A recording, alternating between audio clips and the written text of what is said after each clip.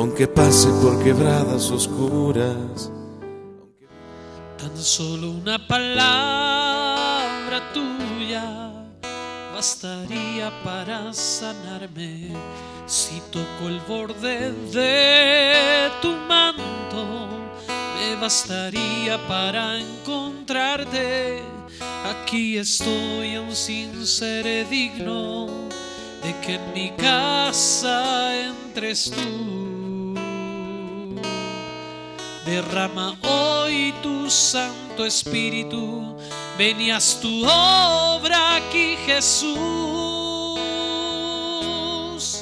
para que sanes mis heridas, para que rompas mis cadenas, para que llenes mis vacíos, para que inundes mi alma entera.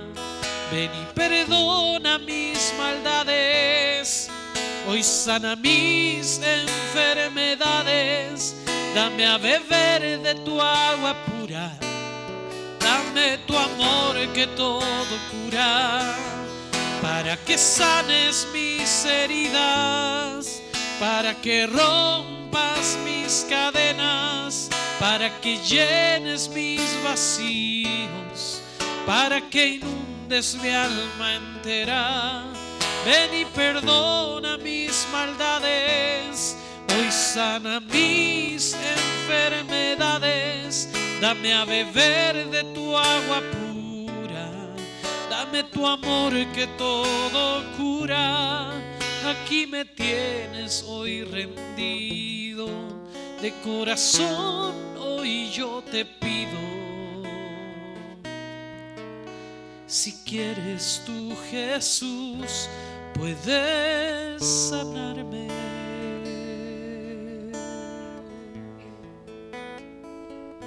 Y con la bendición maternal, Padre, de parte de la Virgen Santísima María, en el nombre del Padre, del Hijo y del Espíritu Santo.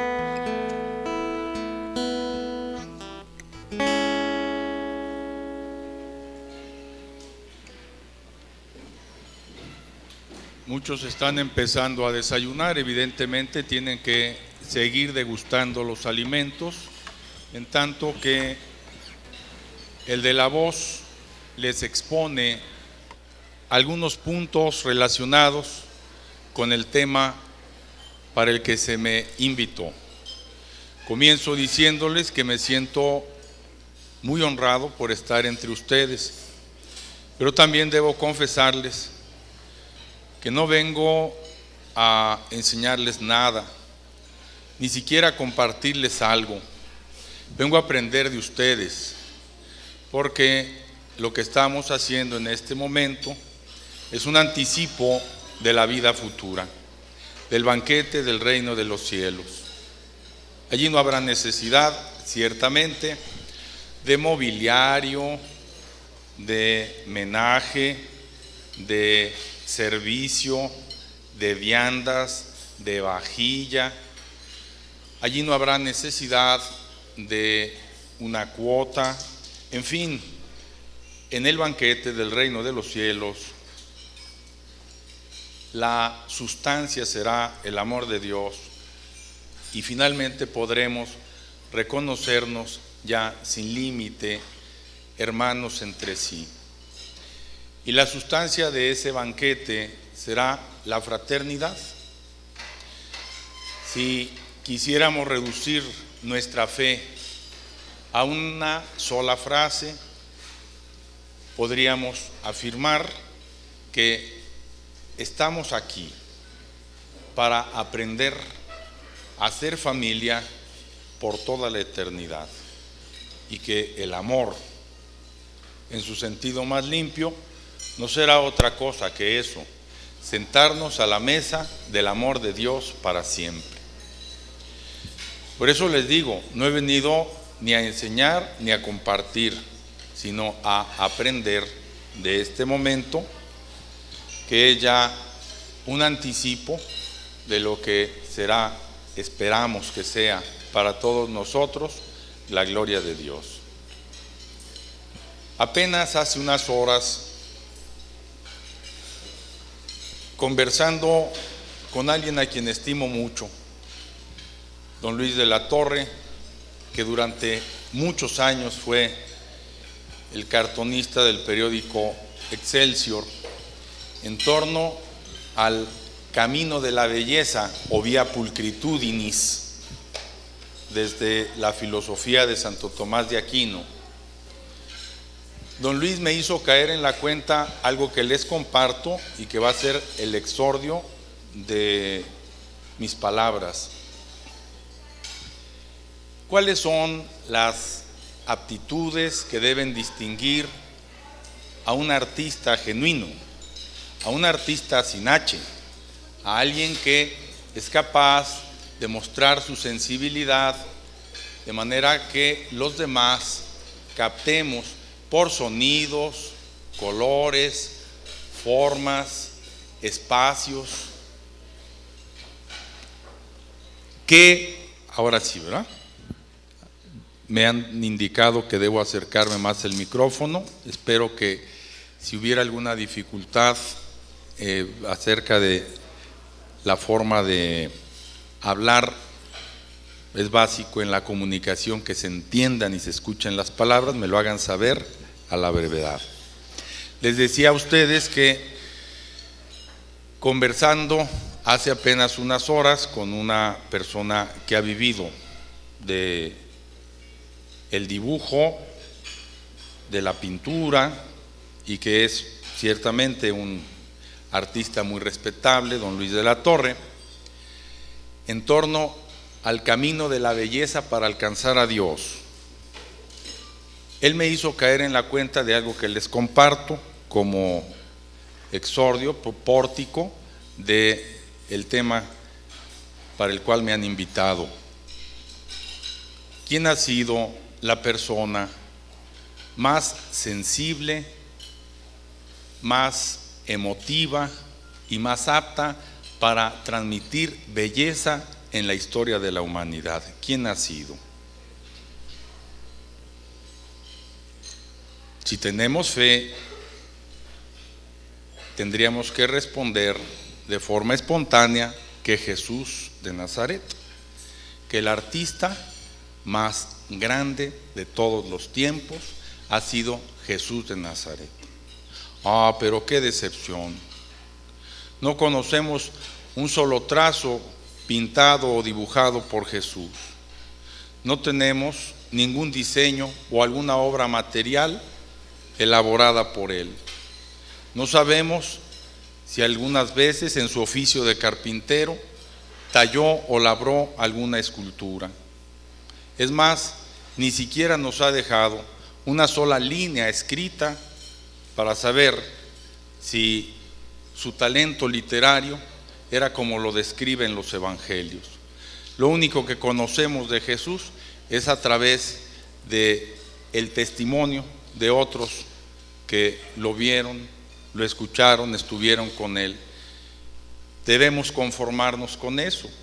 ¿Cómo podríamos calificar a Jesús como el más grande artista de todos los tiempos si no hay algo tangible, algo que nos conste, lo califiquen como tal?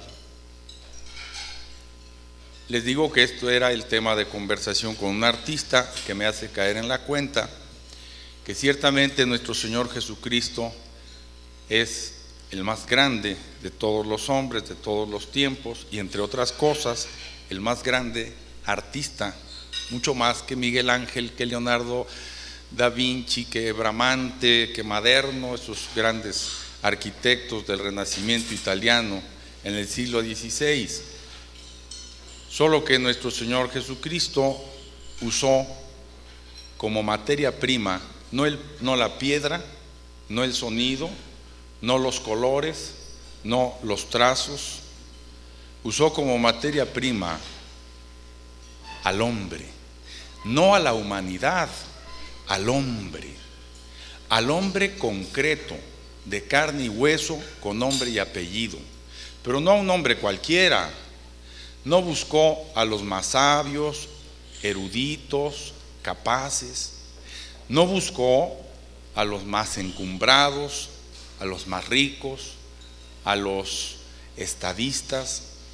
Nuestro Señor Jesucristo se acercó a los despreciados, a los humillados, a los enfermos, a los considerados muertos vivientes y aún a los mismos muertos, a los cadáveres en proceso de putrefacción.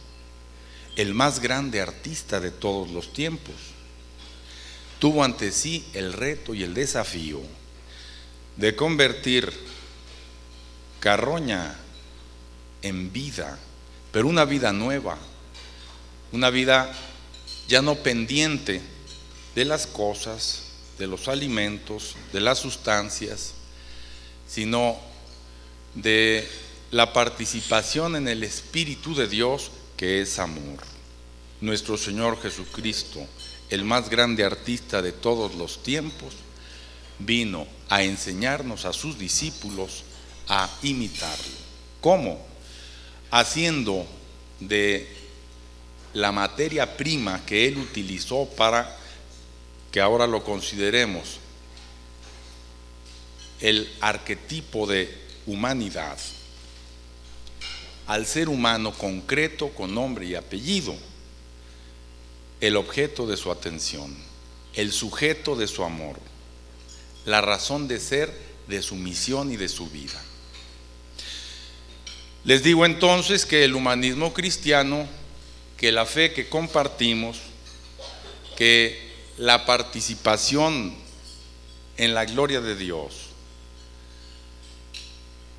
nos la ofrece la coyuntura y la circunstancia de tener a nuestro lado a otra persona.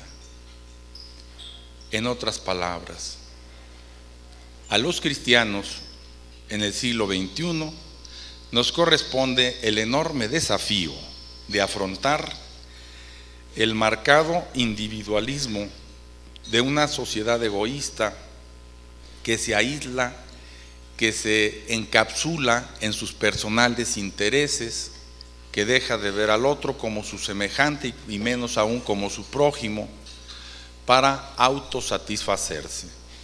Las personas en los ambientes del mundo nuestro dejan de contar para volverse una cifra en las estadísticas. Pero esa no es la forma como el Evangelio y nuestro Señor Jesucristo nos muestran que podemos, que debemos ser hijos de Dios. Por el contrario, en el Evangelio, las situaciones concretas, las personas que tienen nombre, que son sujeto y no solo objeto de su atención, nos exponen hasta qué punto nuestra responsabilidad como familia se extiende mucho más allá de los muros de nuestra casa, hogar, parentela, amigos, conocidos, entorno laboral y entorno social. Ojalá que después de compartirles este tema, ustedes salgan de aquí con la convicción profunda de que no alcanzaremos nunca la salvación plena o no planificaremos nuestra existencia mientras no asumamos la tarea de edificar el reino de Dios como familia.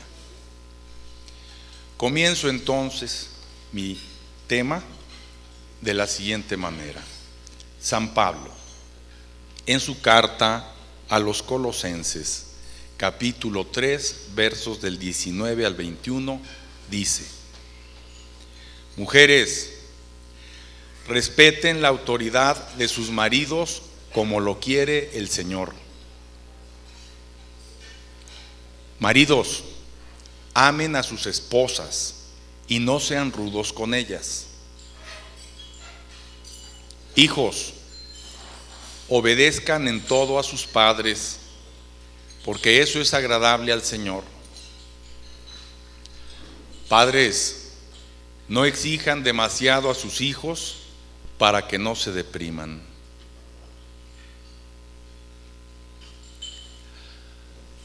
Ese es el punto de partida del tema que voy a compartirles.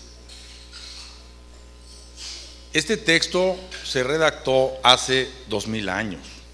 Tantos años han corrido como para plantearnos. Ese esquema familiar sigue vigente.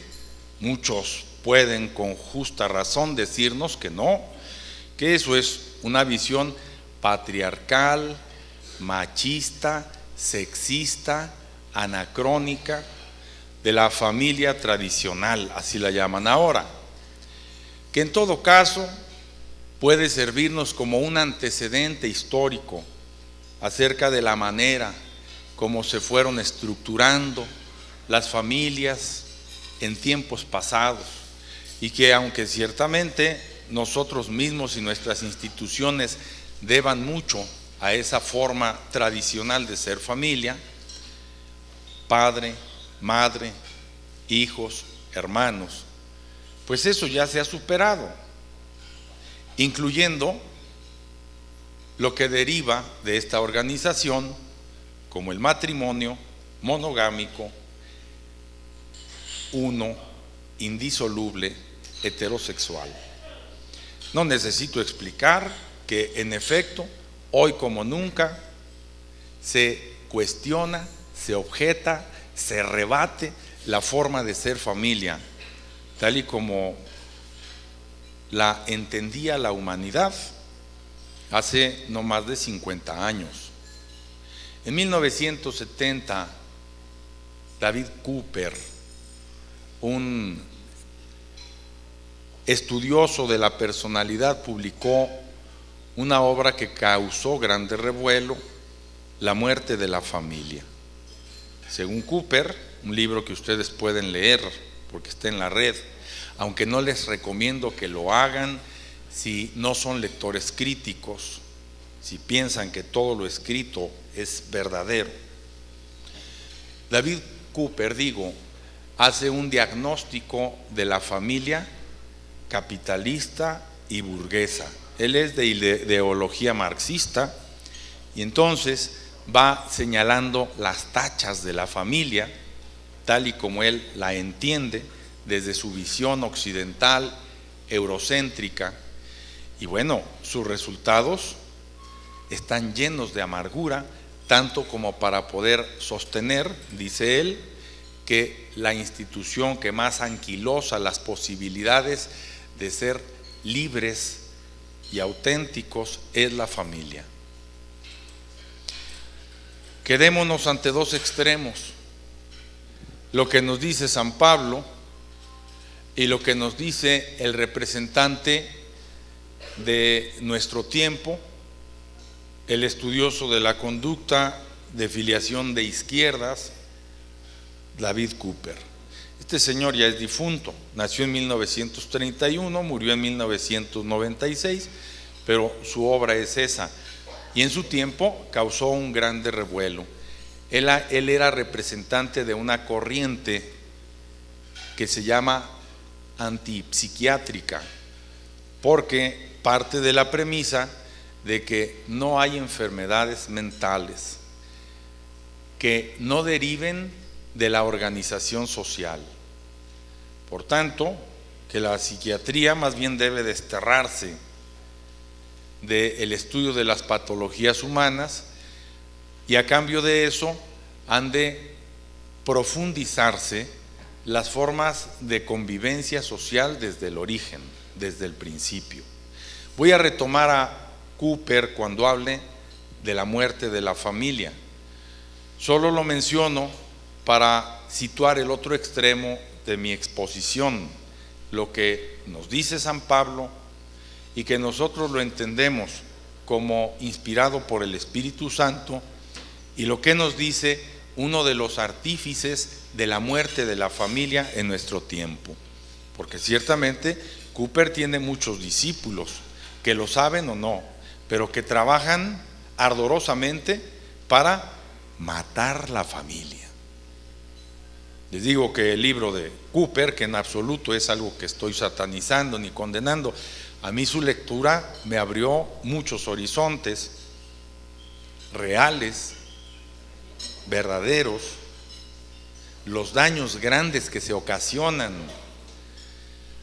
a nuestros perfiles de conducta desde el esquema de la familia enferma, hay que decir, y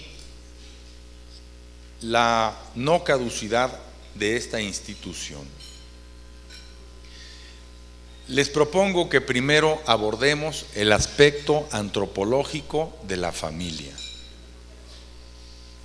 comenzando por afirmar que nada nos es más natural que agruparnos, que asociarnos.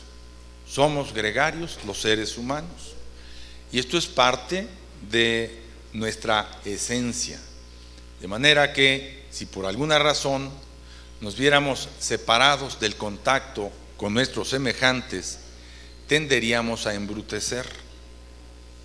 Y si alguien, por alguna causa inexplicable, desde la primera parte de su existencia, hubiera recibido atenciones y cuidados suficientes como para subsistir, pero sin contacto con sus semejantes, quedaría orgánicamente, irreversiblemente dañado. Sería incapaz de hablar, de comunicarse, de expresar sus sentimientos. El ser humano es la única criatura viviente que retrocede hasta desaparecer como ser humano si no tiene contacto y comunicación con sus semejantes. Eso es un dato antropológico que no necesito demostrarlo. En atención a ello, lo que hacemos en las distintas etapas de la vida reproduce el esquema de la familia. La primera experiencia que tuvimos en el núcleo donde se acogió nuestra existencia. La aspiración y lo ideal es que hubieran sido padre, madre, matrimonio, hermanos, familia extensa. Pero puede ser que hayamos venido al mundo en un esquema familiar distinto, en un esquema institucional, por ejemplo. Los niños que son acogidos desde el principio en una casa hogar porque sus padres los abandonaron al nacer. Los niños que deben vivir en ambientes de familias sustitutas o de familias cuyos integrantes, por disfunciones históricas, no comparten los roles que les corresponden. Les platico que un tiempo participé como consejero ciudadano en una institución donde se ventiló el caso, ustedes lo van a recordar, algunos lo van a recordar, de una niña cuya madre ejercía la prostitución. Esa niña fue abandonada a los cuidados de un hermano de sangre de la madre biológica, que ella siguió su rumbo y se fue por ahí. Resulta que el hermano de la madre biológica de esta niña vivía con un homosexual transvestista, y que este transvesti hizo las veces de mamá para aquella niña desde chiquita. Resulta que el tío de la niña, que jamás acudió ante las autoridades para declararse su tutor o su padre adoptivo, encuentra a otra persona y se va, y la niña termina quedándose a los cuidados de su madre padre adoptivo, que era un varón que usa atuendo de mujer, pero que además se ganaba la vida en ambientes nocturnos, prostituyéndose. Oigan, todo un drama, ¿no? Cuando ya de cierta edad la infanta fue presentada como un caso ante las autoridades, bueno, pues se recogió a esta niña, se le puso en una casa hogar, y luego vino un litigio que fue muy sonado en los medios de comunicación acerca del derecho de este señora, para reclamar la paternidad, maternidad, que de facto había ejercido sobre la niña. Y bueno, pues ahí los consejeros estuvimos en ese debate. Yo, que fui uno de los que se opuso a que esta niña regresara con esa persona, arguía lo siguiente: ¿de quién se está planteando el derecho fundamental en este litigio?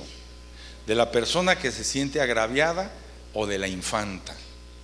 ¿Qué elementos tiene para ofrecerle a la niña alguien que no se dedica a subsistir de una forma decorosa, que la abandona la mayor parte del tiempo, que tiene un modo deshonesto de vivir, para proporcionarle, para ofrecerle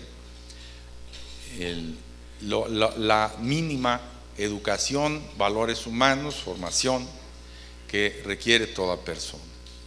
Sin embargo, como ustedes se figurarán, este asunto se manipuló en los medios y se ventiló sobre todo desde el punto de vista emocional, que es como casi manejamos todas las cuestiones a debate público. No es lo que pienso, es lo que siento. Y entonces se manipulan las emociones. Se quiso presentar aquello como un caso de homofobia, que en absoluto lo era. Y bueno, pues ahí seguirían las cosas. Yo no sé qué pasó con ese asunto, porque a mí solo me tocó intervenir para dar una opinión, que fue la mía, y que la hice sustentándola en estos argumentos.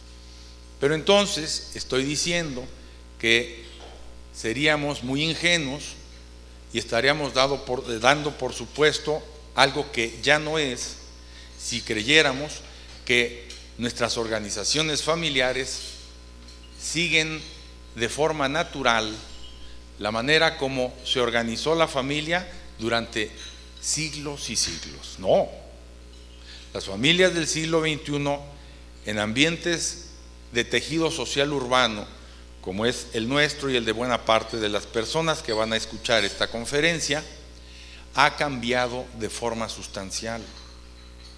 De manera que ni el varón es, como en los tiempos de San Pablo, cabeza de familia en el sentido estricto de proveerla de todo lo necesario para su manutención, ni la mujer es la que está al frente del hogar y de la crianza y educación de los hijos, considerando el gran número de mujeres que por diversas razones no viven al lado de un varón que responda por ellas, tanto madres solteras como esposas abandonadas o esposas que han tomado la decisión de dejar a su marido, o mujeres que conviven junto con sus hijos con otra persona que también tiene sus hijos.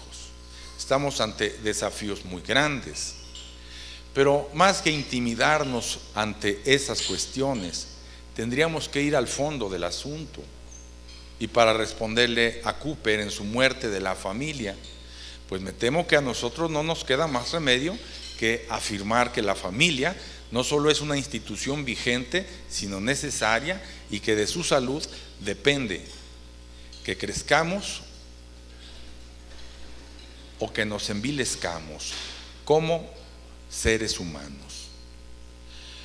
Otro de los aspectos que es necesario tocar a propósito de la dimensión antropológica de la familia es que este esquema se ha repetido de forma ininterrumpida desde que se tiene memoria. Los seres humanos han convivido como familia desde las tribus, los clanes, las hordas, hasta las pequeñas organizaciones sociales de los pueblos nómadas, de los pueblos sedentarios, las pequeñas ciudades-estado con la que comenzó la civilización, y en fin, todas las etapas de la humanidad están marcadas por roles donde la familia aparece una y otra vez representada, no como sucede con algunos otros seres vivos desarrollados que también son gregarios y que también tienen jefe de manadas, que guía al grupo a los pastizales o a los lugares donde hay caza o a los ámbitos donde la subsistencia de aquel grupo está más garantizada. No, la forma familiar de los esquemas sociales acompaña la historia de la humanidad desde los tiempos más remotos hasta nuestros días, de manera que cualquier institución a la que nos acerquemos tendrá de alguna forma papá, mamá e hijos, y también relaciones fraternas. En otras palabras, el principio de orden y de autoridad no es otra cosa que una manera de proyectar la experiencia familiar de la que todos nosotros somos fruto. Querrámoslo o no, somos hijos de familia. Y esta habrá de acompañarnos, estemos donde estemos, hagamos lo que hagamos. Somos inexorablemente parte de una familia. Por ejemplo, hace muchos años, por cuestiones que no es el caso explique, trabajé y luego colaboré también en la pastoral penitenciaria y en el Centro de Readaptación Social de Jalisco.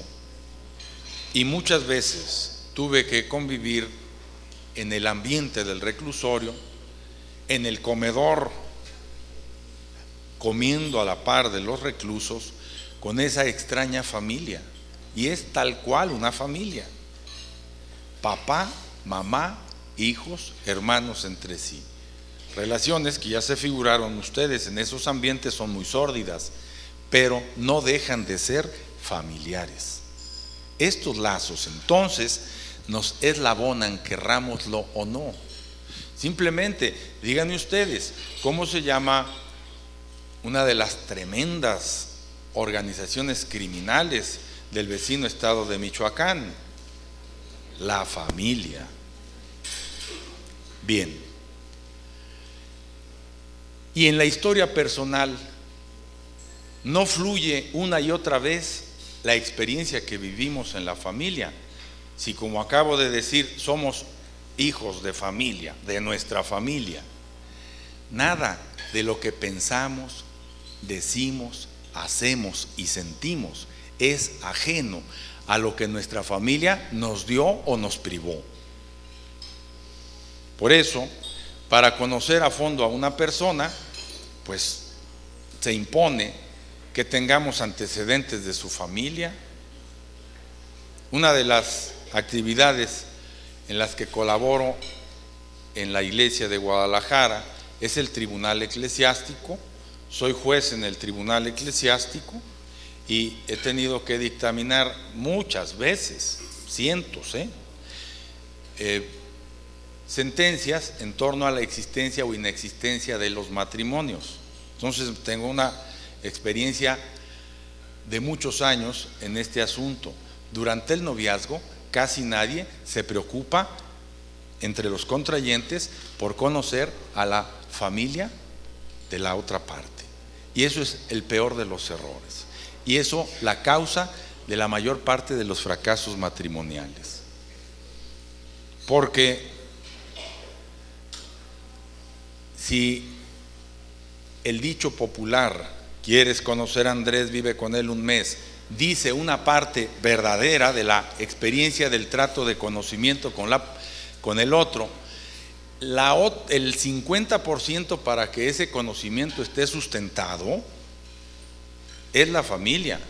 Oigan, porque para conocer a Andrés y vivir con él un mes, pues sería como pregonar el amaciato, ¿no? El concubinato, el amancebamiento. En cambio, pisar tierra es: quiero conocer a tu papá y a tu mamá, quiero conocer a tus hermanos, quiero saber dónde viven, a qué se dedican, de dónde provienen, cómo se relacionan entre sí. Y quiero que conozcas a mi familia. a mi papá, a mi mamá, a mis hermanos y al lugar donde vivimos. Si no hay armonía en el conocimiento de las familias entre los que aspiran a ser esposos, no tendrá por qué existir en el matrimonio una relación armónica. Pero no quiero desviarme, no estoy hablando del matrimonio, he venido aquí a hablar de las familias y estoy diciendo que la historia personal es el fruto de la experiencia que tuvimos en nuestro ambiente de familia. Esa experiencia no tenemos que calificarla como positiva o negativa. Tarde que temprano, todo en la historia personal es experiencia y a eso tendría que reducirse. Una experiencia me ayuda para que evite los peligros y procure aquello que me beneficia. Oigan ustedes, para podernos sostener en pie, ¿cuántas veces tuvimos que caernos en la primera parte de nuestra existencia? Miren, yo estoy aquí caminando al filo de algo que si me tropiezo, bueno, me voy de bruces y me causa un daño grande. Y no lo voy a hacer aunque me acerque ahí, porque tengo la experiencia de otras caídas. Las experiencias de nuestra vida familiar, que pueden ser desgarradoras, trágicas, muy tristes, tendrían que movernos a aprender de eso para no repetir los errores, para curar las heridas, para alcanzar el máximo de satisfacción posible desde lo que dejé de recibir. La historia personal tendríamos que llevarla grabada en nuestro interior, pero cauterizada, grabada con un instrumento punzocortante, ciertamente, que en su tiempo nos lastimó, pero no sangrante. Mientras no sean las heridas de la historia personal una cicatriz asumida, mientras alguien guste de maquillar sus cicatrices interiores y regodearse con ellas para provocar autocompasión o para sentirse víctima, no podrá entablar relaciones sociales armónicas con nadie nunca. Generalmente tomamos los casos aislados de los grandes malhechores, pero nadie piensa nunca, porque nuestro sistema judicial, penal, legal, jurídico no ve a las personas, ve los hechos y los sanciona, no busca la readaptación, aunque así elegantemente se llamen las cárceles, sino el castigo. No ve, digo, detrás de los infractores a niños y niñas que vinieron al mundo en ambientes familiares destrozados, nulos, inexistentes. O díganme ustedes, a propósito de la necesidad de ser familia, ¿cuántos niños y niñas, adolescentes y jóvenes no tienen, sin ir lejos, en esta zona metropolitana de la capital de Jalisco, por asilo, por refugio, por vivienda, por hogar y por familia, la calle?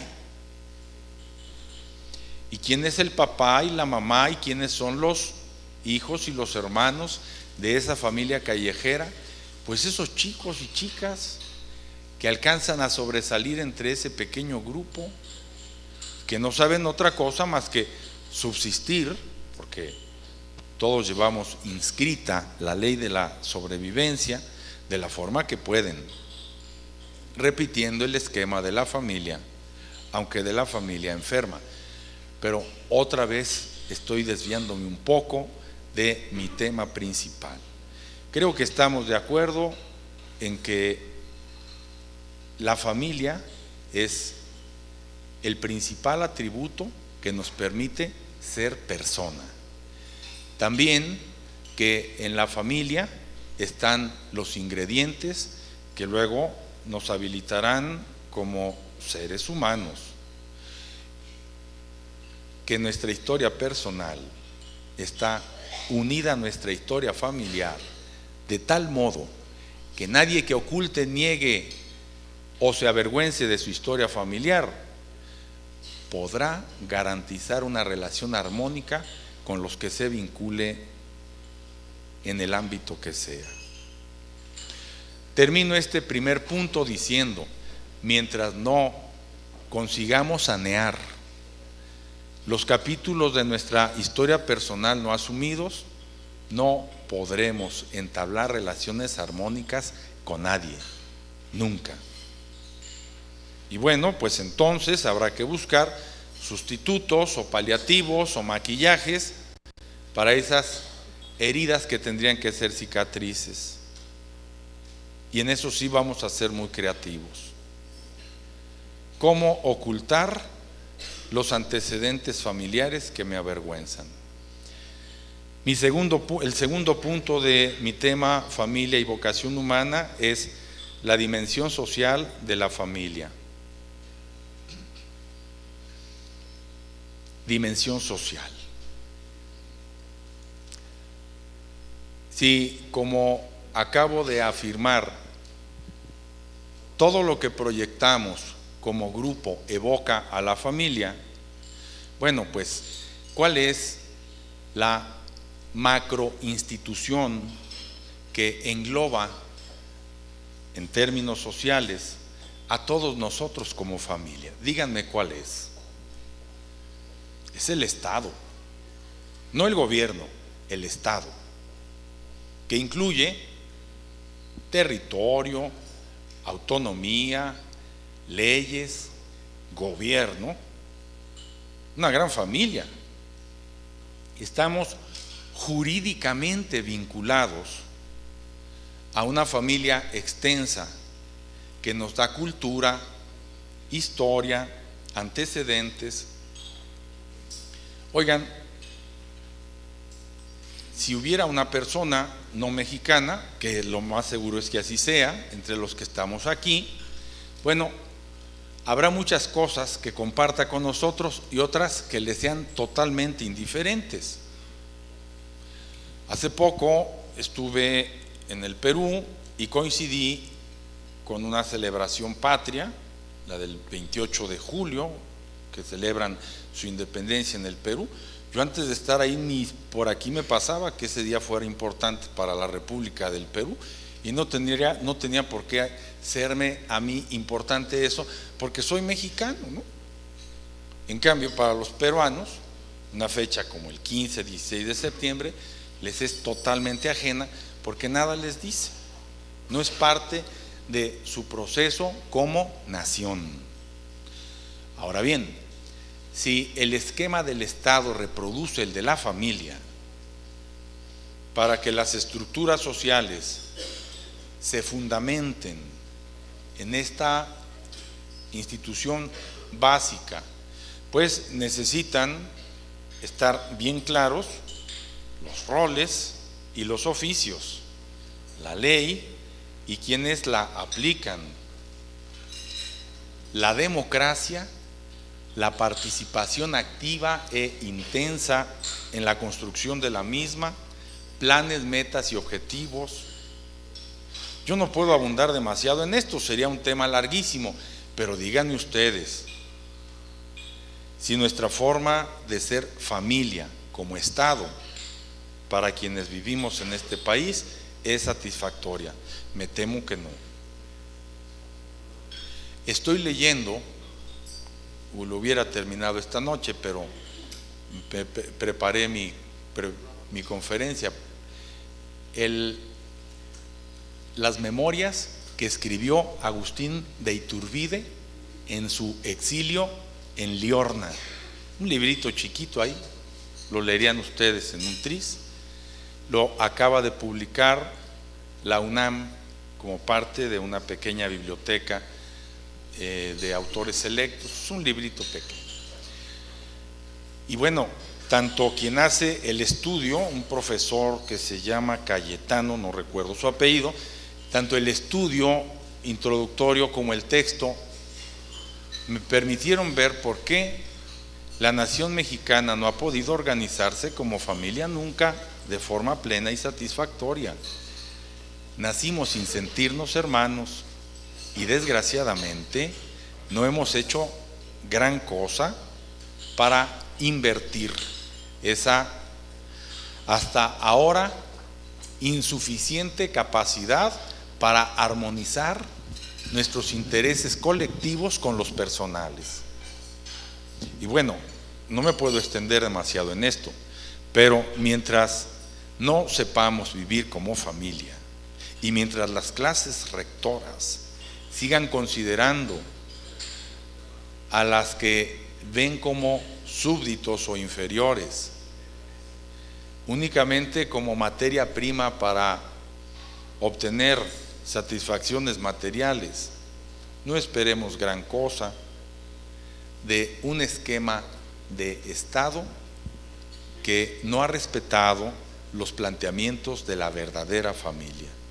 Pero estarán de acuerdo conmigo en que la organización estatal es una transposición de la familia humana. Ahora quiero abordar a otra forma de ser familia en la que los que estamos aquí nos sentimos también muy incluidos: la iglesia universal, la iglesia particular o diócesis, la forma de ser iglesia particular a través de comunidades parroquiales. Todo esto es una representación del esquema de la familia, y según el nivel o el rango de esta estructura, bueno, pues el Papa o el obispo o el párroco tendrían que representar, que ser una expresión tangible de esa autoridad, de ese orden y de ese servicio. Cuando esto no sucede, pues algo se ha descompuesto en esa familia.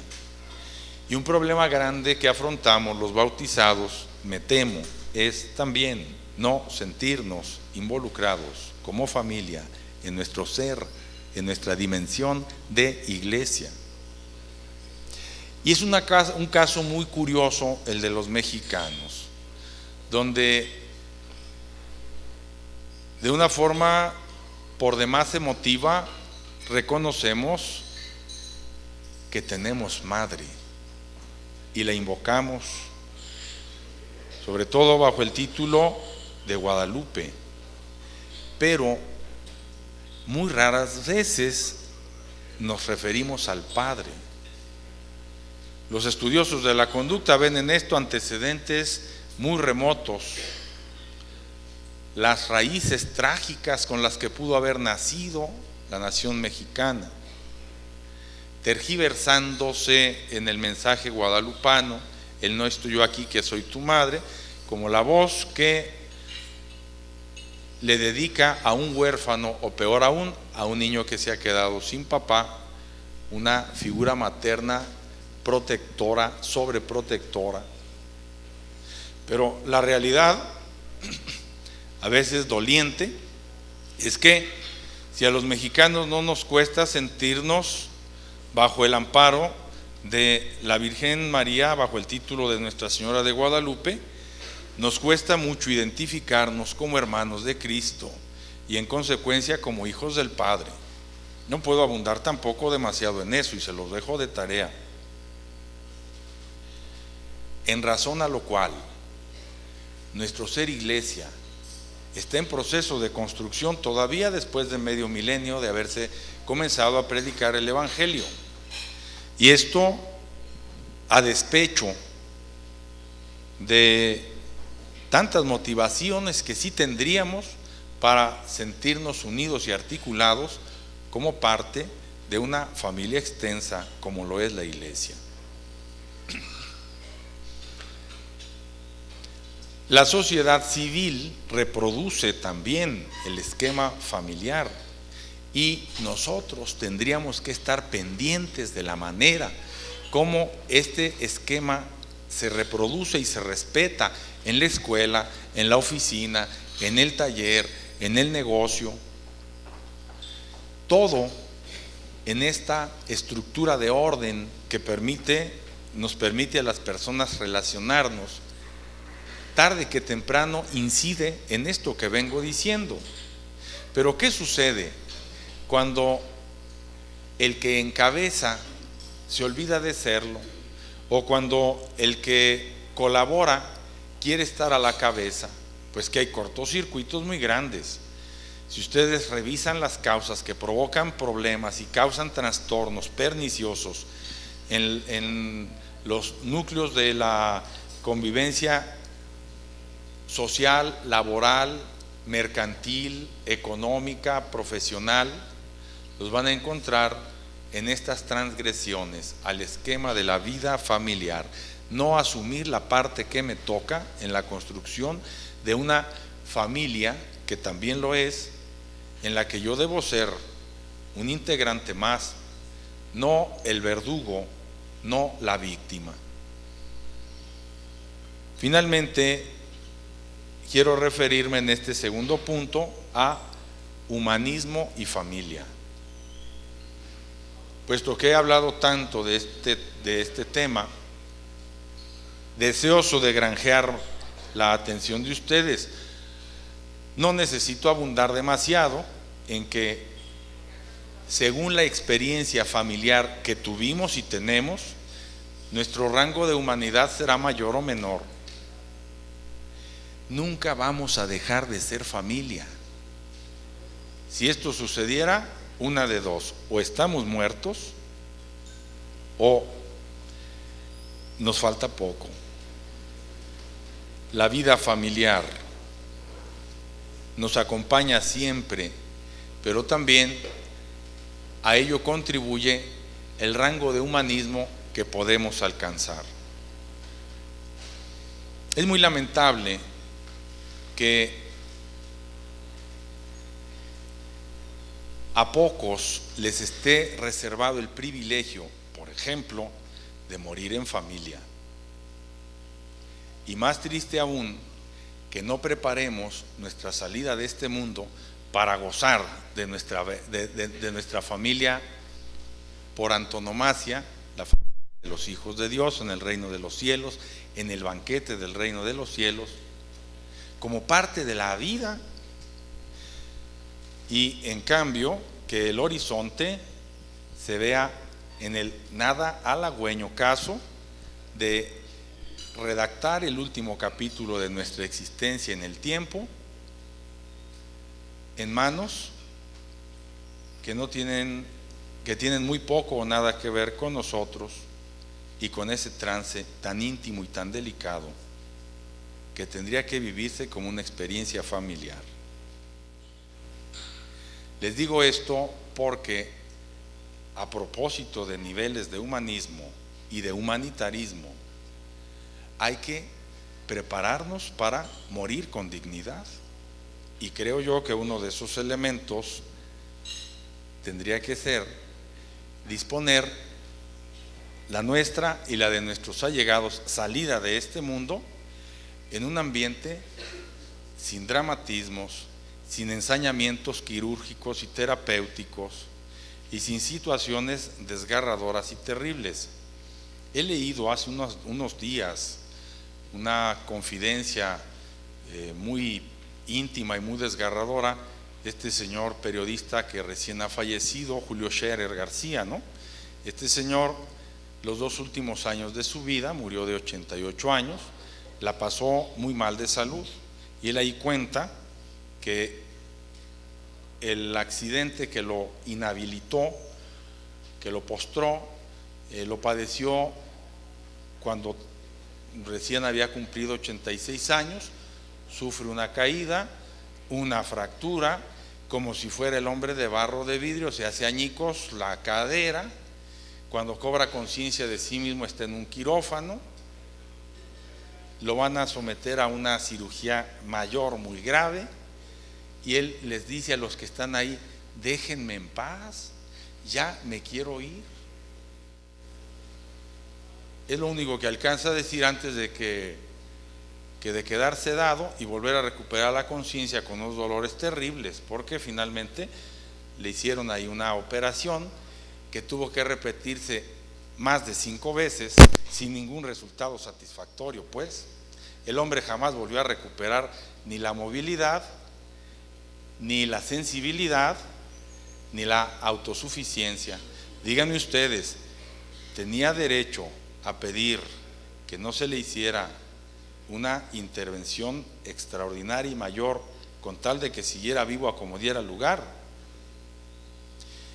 Tenía derecho a pedir que no lo intervinieran. Pero bueno, y el artículo que él escribe, le llevó muchos años poder volver un poco a controlar la pluma y se llama Morir a tiempo. Esto a propósito de humanismo y familia, y también a la falta de práctica para abordar como familia, así como lo hacemos con el nacimiento de un nuevo miembro, la salida de otro, que generalmente se da en un ambiente de drama terrible, espantoso, desolador. No te vayas, mamá, quédate, te necesitamos.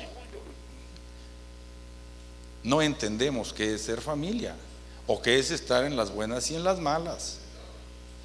Tercer punto, ¿cuánto me queda, Kimberly? Entonces tengo que irme deprisa. Dimensión sagrada de la familia. Ese es mi tercer punto. Dimensión sagrada de la familia. Miren, cuando repasa uno el ciclo litúrgico, a mí me sucede cada año, ojalá que a ustedes también, no deja de resultarme conmovedor la manera como gracias a la Sagrada Liturgia se van presentando los diversos aspectos de la vida humana, desplegados como un misterio que viene desde Dios y termina en el hombre. Eso me parece sensacional. Ninguna otra perspectiva religiosa o camino de fe tiene como el cristianismo una propuesta que, comenzando por el misterio de Dios, termina por el misterio del hombre. Y bueno, pues ya saben ustedes, ¿no? El tiempo de preparación a la Navidad, el Verbo de Dios que se hace carne, el misterio de la maternidad divina de María, que es una cosa así que enloquece cuando uno lo piensa, que podamos dar con justo título a una de nuestro linaje el título de Madre de Dios. Oigan, sería un blasfemo si no lo decantáramos, pero eso es algo muy bello, atrevernos a decir que una mujer es Madre de Dios, pero no es mi caso. Una de esas celebraciones es la Sagrada Familia. Y yo, cuando doy la catequesis sobre la Sagrada Familia, aprovecho para hablar de lo sagrado de la familia. Si la Sagrada Familia es Jesús, José y María, bueno, el ambés de la Sagrada Familia es la familia sagrada. La familia es sagrada porque en ella no solo puede vivir Dios, vive Dios. Dios, desde la dimensión trinitaria del cristianismo, es familia, un solo Dios verdadero en tres personas distintas. El Padre engendra, y es Padre porque tiene un hijo, si no, no lo sería. El Hijo es engendrado, procede del amor del Padre, y ama al Padre con un amor tan intenso que del amor entre el Padre y el Hijo, procede el Espíritu Santo. Un solo Dios verdadero en tres personas distintas. Si la personalidad trinitaria de la fe que profesamos es Padre, Hijo y Espíritu Santo, la dimensión familiar está estampada allí con notas indelebles. No podemos acercarnos a Dios como cristianos si no lo hacemos desde la dimensión trinitaria, es decir, familiar. ¿Y en qué se fundamenta esa dimensión trinitaria? En el amor, el único nexo que mantiene la comunicación en esa familia. Cuarto punto, la muerte de la familia. Quizá después de lo que advertí al principio de mi tema, abordar la muerte de la familia como tal resulta inoportuno o innecesario, pero debo de hacerlo. Si en el ambiente de la familia recibimos lo mejor, también está lo peor. Es aterrador, y se los digo, bueno, como célibe, no tengo la experiencia de la paternidad biológica, solo he visto lo más cercano en mis hermanos. Tengo 5 hermanos y bueno, pues he estado sobre todo con uno de ellos, tengo una grande relación con su familia, pero la responsabilidad que los padres tienen sobre sus hijos es enorme. Y ciertamente los hijos en relación a sus padres tienen también un grado de cercanía, lejanía, que los va a marcar con una impronta indeleble el resto de sus días. Los hijos no deben ser en relación a sus padres extensiones narcisistas de ellos. Los padres no deben volcar en sus hijos sus expectativas no satisfechas. Los hijos no deben relacionarse entre sí como rivales. El esquema de la vida de cada familia tendría que ser un esquema de comunicación, de respeto, de honestidad, de franqueza, de libertad. La familia tendría que ser un semillero de la vida plena, pero lastimosamente, más bien, y sobre todo en nuestro tiempo, pasa todo lo contrario. Y es que no tanto porque los valores se hayan perdido, sino porque no se están poniendo en práctica, nuestras organizaciones familiares se alejan cada vez más de la familia natural. Voy a aterrizar mi tema con eso. Estoy recortando ya muchas cosas de la parte final, pero la propuesta que nos hace San Pablo en ese pasaje de su carta a los Colosenses, que es la motivación de mis palabras, no solo no ha caducado, no solo no es anacrónico, es la base de la única vida familiar posible, es la restauración de la familia humana y la única posibilidad, y disculpen que ya he usado 3 veces eso de único, pero así lo veo. La autoridad desde el esquema de San Pablo no es mandar mandando, es mandar obedeciendo. No es pues autoritarismo, es servicio. Mujeres, respeten la autoridad de sus maridos como lo quiere el Señor. Primera recomendación la dedica San Pablo a quien es el alma de la familia. La mujer es el alma de la familia. Todos somos hijos de nuestra mamá. Este es un tema muy extenso y en otro momento podría hablarlo, pero no aquí, y ya quedándome 2 minutos para terminar mi tema. El éxito de la familia natural es la mujer. No pensemos en la mujer sumisa, tolerante, cómplice de las agresiones machistas de su compañero. Queda aún mucho machismo por resolver, mucho menos que en el pasado inmediato. Si viéramos un tabulador del machismo, bueno, felizmente ha ido bajando bastante. Queda mucho por trabajar, pero no es enfrentando a la mujer y al varón como pretende el feminismo radical, como se va a sanear a la familia, sino otorgándole a cada uno lo suyo. Yo les digo, como una premisa, que el éxito de la familia comienza por la mujer, y el éxito de una familia que tiene bien salvada la figura materna es no rivalizar con la figura de autoridad paterna. ¿Por qué? Esa es la segunda parte del comentario de San Pablo. Maridos, amen a sus esposas y no sean rudos con ellas. Si el respeto a la autoridad es el principio y el fundamento de la vida familiar, escúchenlo ustedes, si el respeto a la autoridad es el principio de la vida familiar, el amor y la delicadeza es el complemento sin el cual no es posible alcanzar lo otro.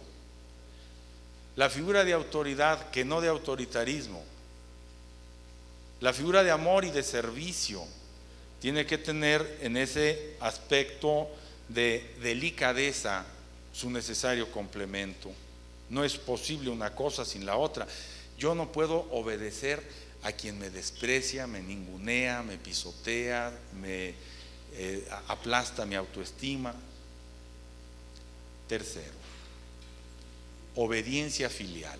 La auténtica familia tiene hijos. Podrá no tener hijos biológicos, o estos habrán ya salido de su núcleo, pero siguen existiendo las relaciones filiales. Obediencia filial es un punto básico para que los miembros de una misma nave lleguen al mismo puerto, porque qué tal que los tripulantes de idéntica embarcación, uno quiere ir al norte, otro al sur, otro al oriente y otro al poniente. Obediencia filial. Y como punto final, tolerancia. Tolerancia es aceptar que puedo no estar de acuerdo con el otro y que el otro no está obligado a estar de acuerdo conmigo.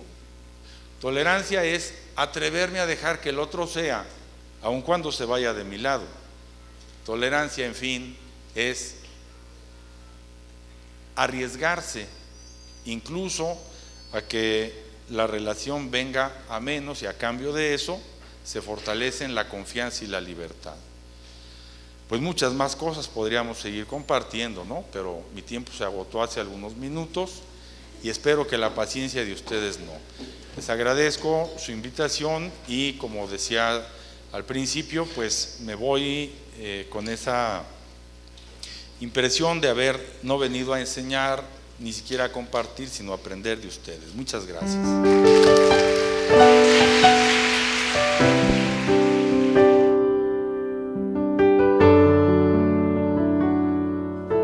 Aunque pase por quebradas oscuras, aunque viva 1000 momentos de dudas, me sigues amando, me sigues amando.